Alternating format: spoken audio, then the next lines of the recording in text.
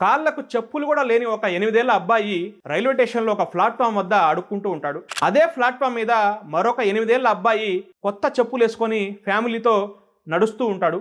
ఆ అడుక్కునే అబ్బాయి యొక్క చూపులు మొత్తం ఆ కొత్త చెప్పుల మీదే ఉంటుంది. ఆ చెప్పుల వైపే ఆశగా చూస్తూ ఉంటాడు. ట్రైన్ ఎక్కే సమయం వచ్చింది. ఆ చిన్న అబ్బాయి ట్రైన్ ఎక్కే సమయంలో ఆ జనాభా రద్దీ వల్ల ఆ కొత్త చెప్పులోని ఒక చెప్పు కింద పడిపోతుంది. అది గమనించిన ఆ అడుక్కునే అబ్బాయి పరిగెత్తుకుంటూ వెళ్ళి ఆ చెప్పును తీసుకొని ట్రైన్ వెనకాలే పరిగెత్తూ ఉంటాడు. ఎలాగైనా ఆ చెప్పు ఆ అబ్బాయికి ఇవ్వాలని చెప్పి పరిగెత్తూ ఉంటాడు. ట్రైన్ కూడా వేగంగా పరిగెత్తడం వల్ల అందుకోలేకపోతాడు. ఆ అడుక్కునే అబ్బాయి ఆ చెప్పు తనకు అందించలేకపోయానని చెప్పి బాధతో తల దించుకుంటాడు. ఇంతలోనే మరొక చెప్పు వచ్చి తన కాళ్ళ దగ్గర పడుతుంది. ఆ ట్రైన్లో చెప్పు మిస్ అయిన అబ్బాయి ఆ చెప్పుని విసిరేసి ఎంజాయ్ అంటాడు.